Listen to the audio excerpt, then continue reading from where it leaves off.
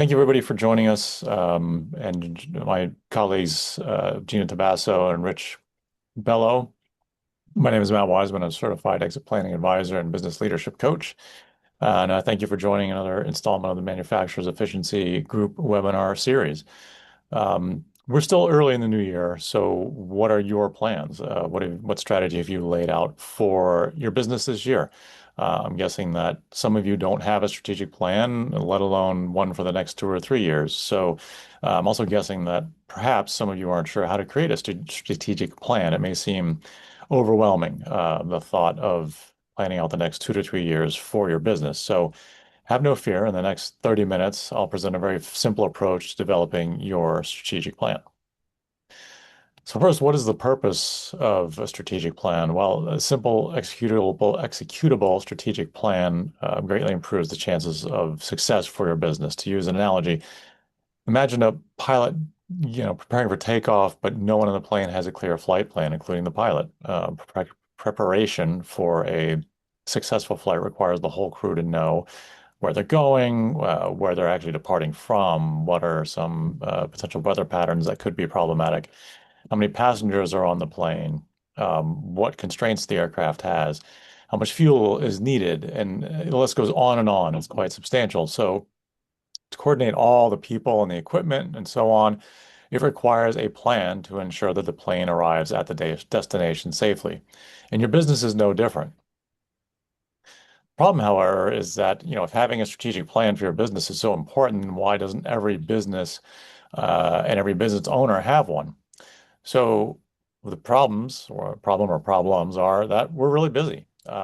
We have clients, we have proposals, we get on a track with our business, and we keep moving, gaining speed, gaining momentum, and before we know it, there's no time to stop and evaluate, change, make adjustments, and improve what we're doing with the work we've already got underway. We just keep working faster and faster, trying to keep up. The next problem is that there's no when we're down in the weeds, there's no visibility in the fog. As we get deeper into this mode of working head down and trying to work faster and faster, we just keep working, and we have no clear idea of where we're headed. We need to step up out of the weeds, so to speak, above the fog, and see what's going on. When we're working in the business, we only see what's directly in front of us, the day-to-day work and the polls of prospects, customers, deadlines, and bills. It just keeps us, being very reactionary and leading us to try to figure out how to do the same things in a faster way. And ultimately, what we do is we just keep working harder and harder. The next problem is, where are we? If we have no plan, how do we know where we're going or how far we've gone? To continue using the flight analogy, how long is the flight? How do we measure our progress with no plan? When we need to stop for fuel or new crew members along the way, how will we even know when we've arrived if we have no plan in place? So they're all critical questions, but again, with no plan, we really can't answer them. Next problem is we never actually get there. With no plan, we're set up to never arrive. So we hear statements like success is the journey, not the destination. Yet, with no strategic plan, we may never get to the destination because we don't actually know what it is. So it doesn't really need to be that way. Strategy creates power. When we are strategic, we create power. We can focus our resources and our efforts to get greater results so that everyone is aligned with the strategic direction, everyone in the business. One clear thought, one clear goal or strategic direction creates tremendous power in your business.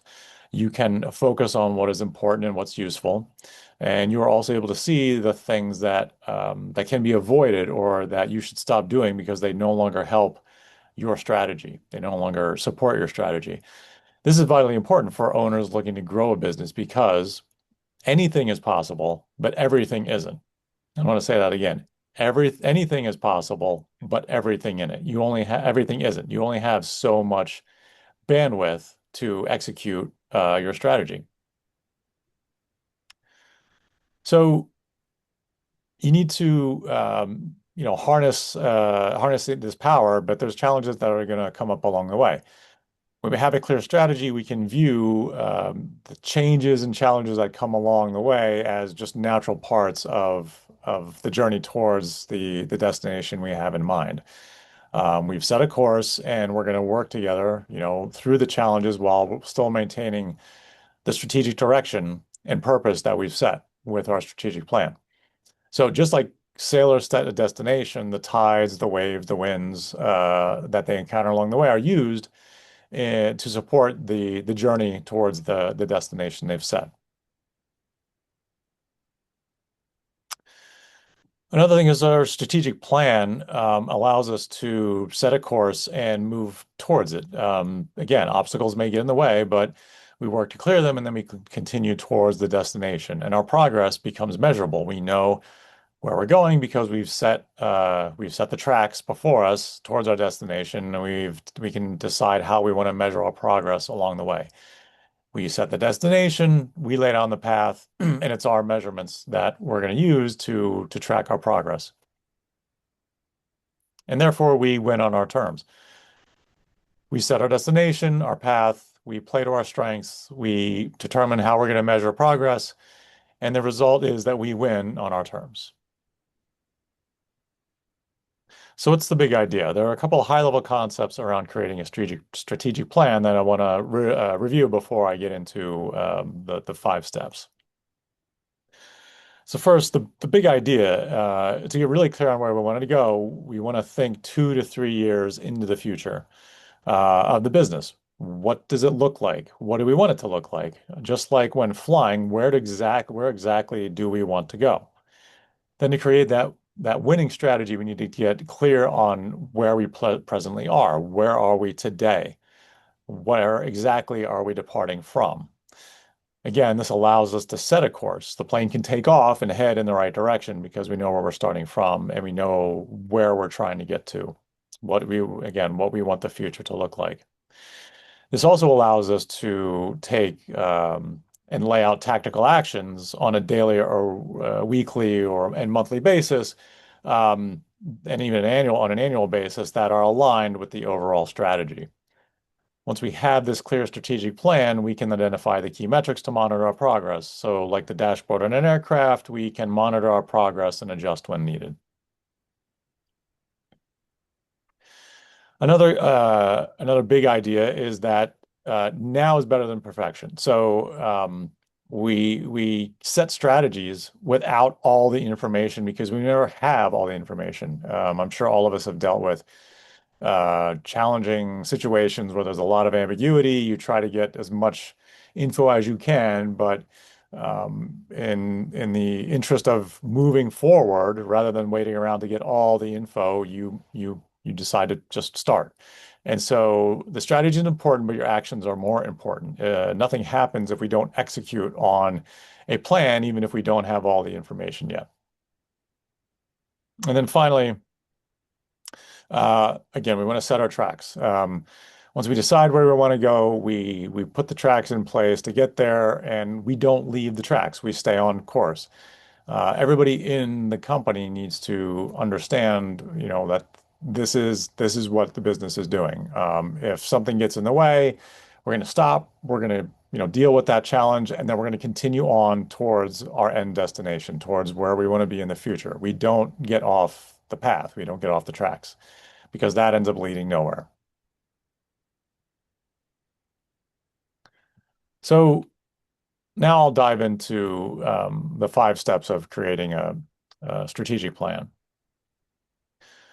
So first, we want to get clarity about the business. 80% of success can be attributed to being very clear on what you're trying to achieve. This may have been clear when you started your business, but maybe it's become a bit blurry over time. So to start the development of the strategic plan, we want to answer a handful of questions to get clarity about the business. So what business am I in, and what business might I be in?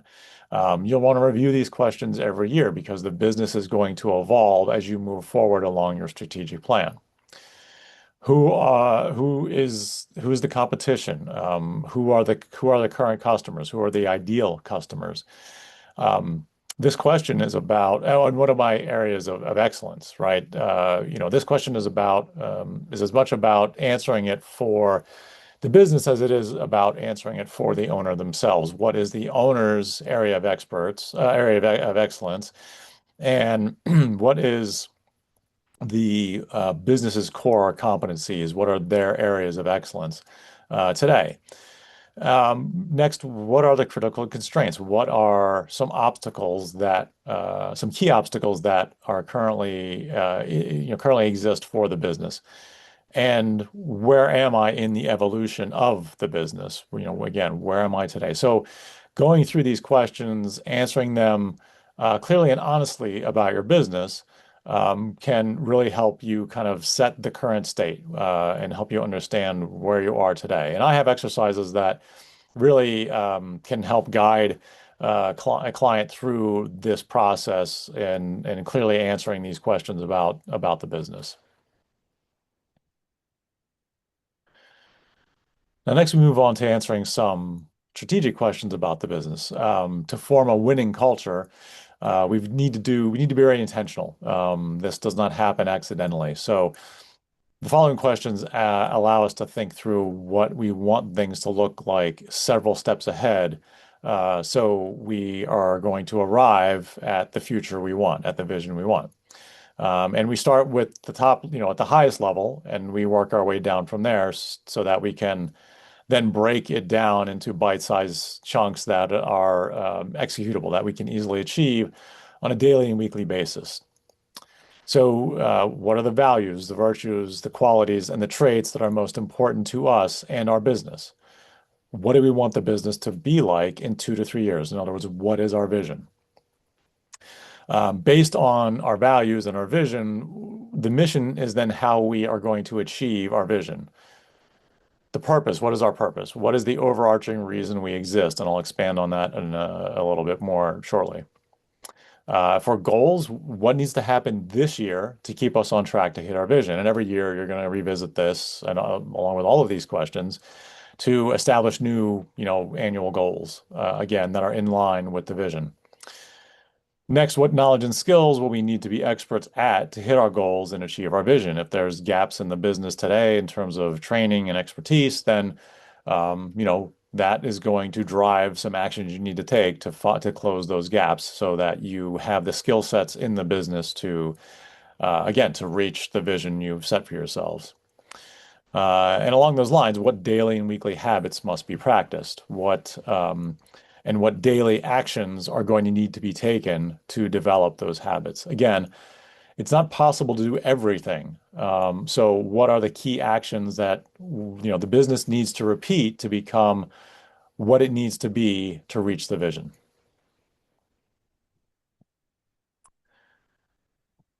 So next is play to your strengths. Strategically, a business should play to its strengths, and our business should the business should reflect the strengths it has.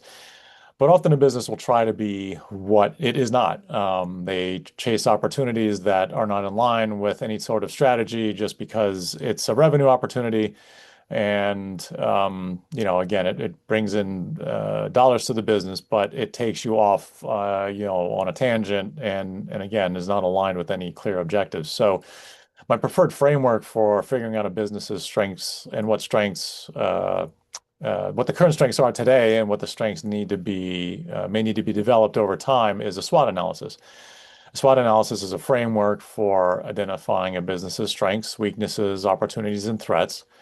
And it's a very effective means of flushing out some important details of your strategic plan. When I work with clients, I like to create one that reflects not only the current state of the business, but also reflects what the strengths, weaknesses, opportunities, and threats of the business will be in the future, or needs to be in the future once it arrives at its vision. And that'll help, again, identify some goals and actions that need to be taken. For example, perhaps a weakness in the business today is going to be an impediment to achieving the vision you have for that future state. So what do you need to do to convert that weakness into a strength? What capabilities do you need to acquire? What training do you need to bring in to, upskill your employees so that, again, that identified weakness that will be a roadblock to achieving your vision can be converted into a strength.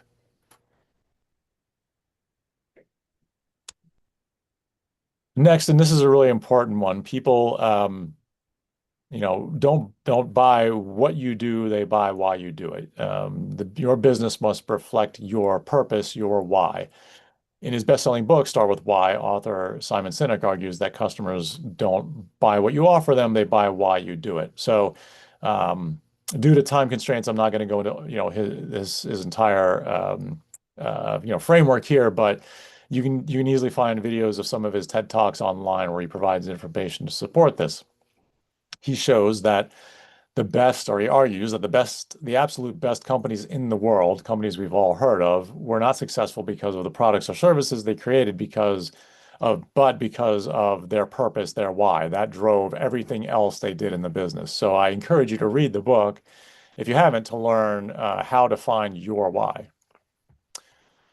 And then last but not least is once you've gone through the 4 steps I've talked about, you create your one-page action plan. It really does not need to be any more complicated than that. I have a one-page action plan worksheet that I'm happy to share that I guide my clients through, again, once they've completed the 4 steps already covered. But essentially, the 4 quadrants of the one-page action plan break down your 3-year vision into 1-year goals and 90-day projects. And then from there, that helps you create your 7-day action plan, or repeatedly creating 7-day action plans that you can execute on to start moving your business towards its vision, and along the path of its strategic plan. So I do want to tie this all together, and go back to something I said earlier in the presentation. Anything is possible, but everything is not. You can't fit it all through the door. Most businesses are already doing too much, and a significant portion of it is not aligned with any sort of strategic objective. You need to be very diligent on saying no to things that don't align with the strategic plan, so that as a business, you have the bandwidth to say yes to things that do align with the strategic plan. Once you decide where you want to go with your planning efforts, communicate it consistently so that everyone in your business knows the plan and can make decisions that align with it. Check your progress regularly and do a full review annually to see where adjustments need to be made, but do so in the interest of arriving at the vision you have for your business. So, with that in mind, before we move to Q&A, I just want to point out a couple of our upcoming webinars. On March 17th, Rich is going to talk about uncovering hidden costs in telecom. On April 21st, Gina, and I really love the title of her next presentation. The expression, "That's how we've always done it," is the most expensive phrase in manufacturing. So true. As well as just about any other business. And then on May 19th, I'll be back again talking about how to land 75% of your missed sales opportunities with DISC behavioral profiles. Again, everyone, I just want to thank you for attending this episode of the Manufacturer Efficiencies webinar series. My name is Matt Wizeman, and I'm a certified exit planning advisor and Focal Point certified business leadership coach. My partners are Rich Bello, strategic partner at Schooley Mitchell, and Gina Tabasso, founder of Barracuda B2B. If you'd like to learn more about today's topic, please reach out to us using the QR codes on the screen. And with that, I will open it up to questions.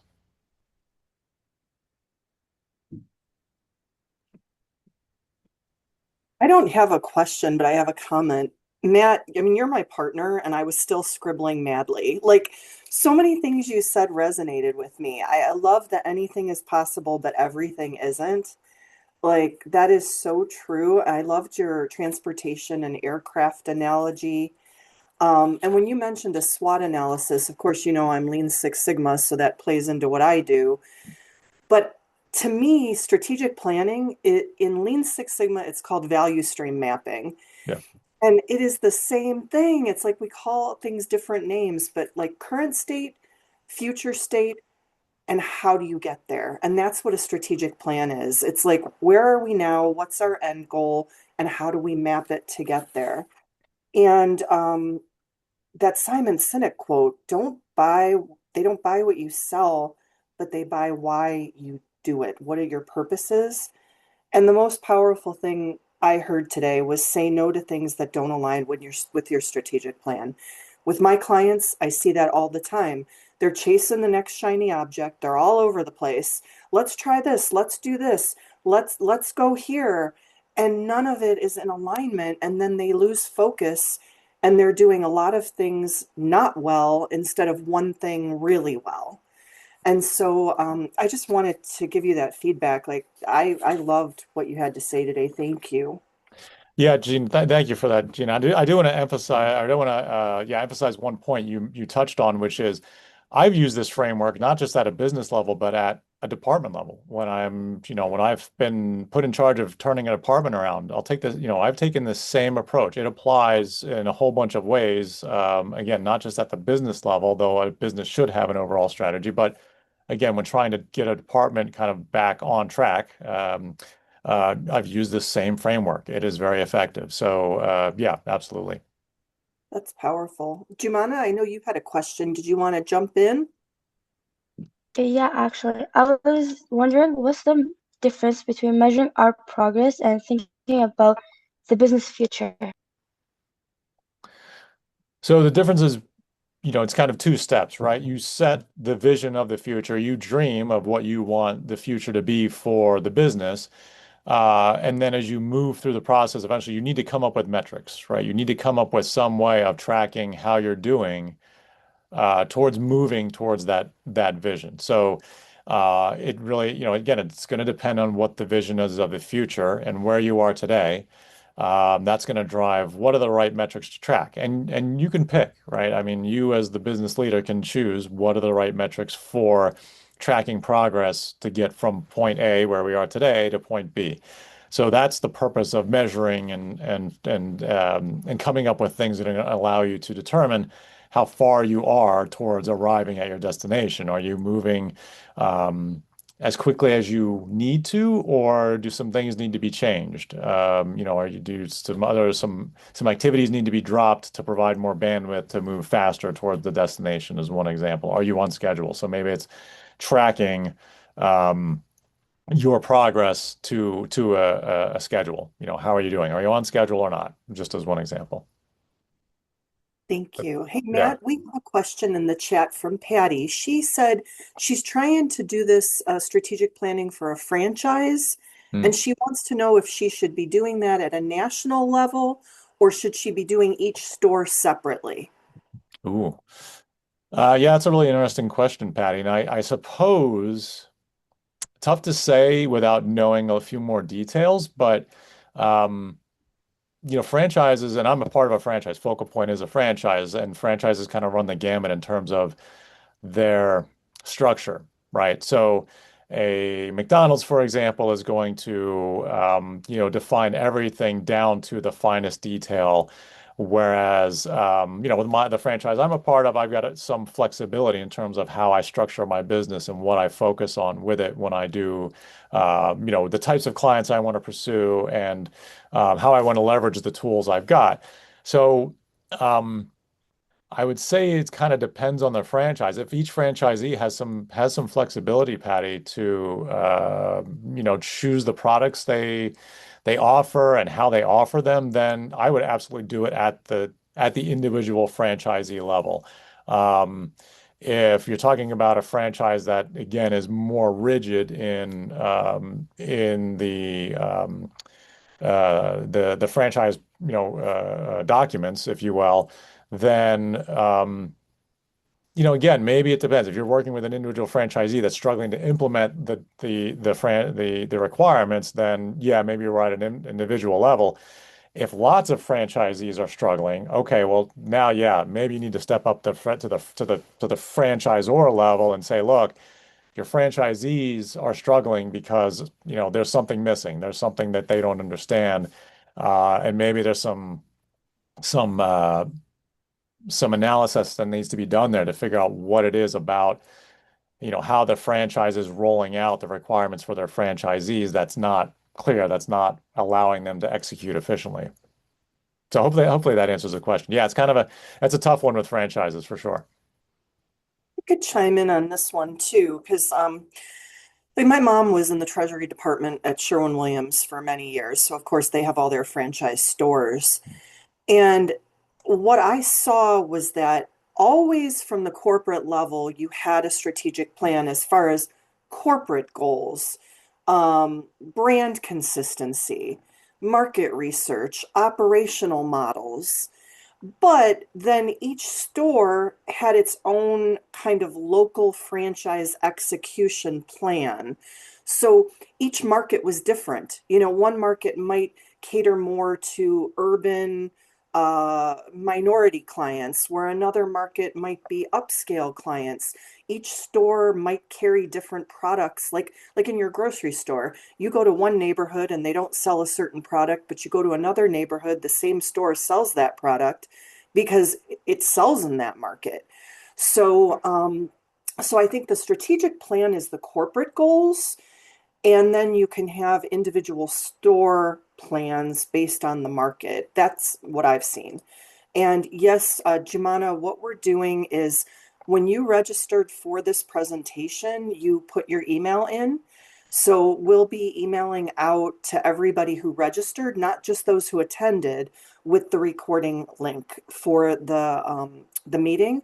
And then Matt's going to also include that sheet that he mentioned, that worksheet that you can use. So you'll get that asset as well. So we will take care of that later this week.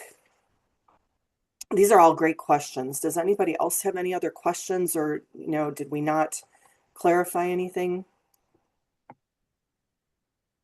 No? Matt, the one thing that I had with regards to the strategic plan, you mentioned also how throughout the course of um, a strategic plan within that time period, your business will evolve. Can you touch a little bit on how, if at all, an evolution in the business, especially like a significant one, uh, would impact the strategic plan? And if there is ever an instance where there may need to be any edits to the strategic plan or kind of alterations. Yeah, sometimes obviously you learn things along the way, right? New information becomes available, and you do a business or department, whatever it may be, may have to. They should be reviewing it along the way, and they may have to pause, say, okay, here's some new information we did not have when we started this journey. What does it mean to us, right? And as I work through an evaluation of that new info, um, what does it mean for their strategic plan? So that's one example. As you're moving along the strategic plan, you're improving the business, you're building capability in line with where you're trying to get to, and so your business is changing, it's evolving, and your capabilities are building in line with the strategic objectives you're trying to achieve. And so you're adding, what does this new added capability you've gained along the way mean towards the strategic plan, and what do you want to do? What, changes do you want to make to maybe help accelerate, progress towards the plan? Or if the new information is really significant, okay, I've said kind of stay on the path, but is it so significant that maybe you need to pivot? Maybe there's some assumptions you made at the start were found to be invalid, or again, got some new information, something significant has changed.